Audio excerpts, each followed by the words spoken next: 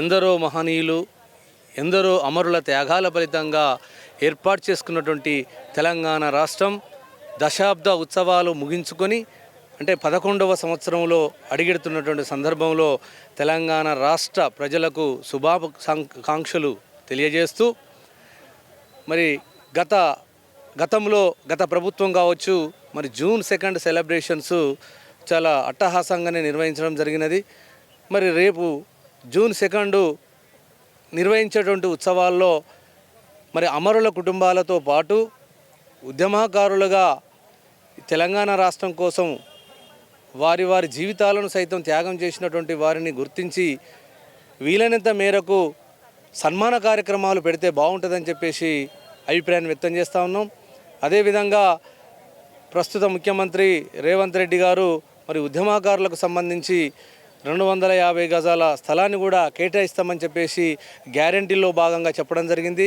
మరి దాని మీద కూడా ఒక స్పష్టత ఇస్తూ మరి మొదటి దశగా కొంతమందికి ఆ స్థల కేటాయింపు కూడా చేస్తే మరి యొక్క రాష్ట్ర ప్రభుత్వానికి గౌరవంగా ఉంటుందని చెప్పేసి ఒక ఉద్యమకారుడిగా నా యొక్క అభిప్రాయం చెప్తా ఉన్నా. అదేవిధంగా ఈ యొక్క రాష్ట్రం 10 సంవత్సరాలు పూర్తయిన తర్వాత కూడా ఇప్పటికీ ఇక్కడ ఉన్నటువంటి నిరుద్యోగ సమస్య కావచ్చు, ఉపాధి రంగాల్లో కూడా ఇక్కడ ఉన్నటువంటి ఉద్యమకారులు, నిరుద్యోగులు అందరూ కూడా చాలా ఇబ్బందులు ఎదుర్కొన్నటువంటి సందర్భం. మరి వీరికి మరి యొక్క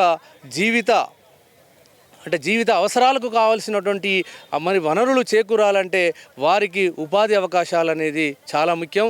ఆ యొక్క ఉపాధి అవకాశాలు పరిశ్రమల రూపేణా లేదు ఏదైనా అంటే ఒక ఉద్యమకారులకు మరి బంధులాగా మరి ఏర్పాటు చేసి వారి యొక్క జీవనోపాధికి తోడ్పడాల్సిందిగా ఈ యొక్క రాష్ట్ర ప్రభుత్వాన్ని విజ్ఞప్తి చేస్తూ ఉన్నా.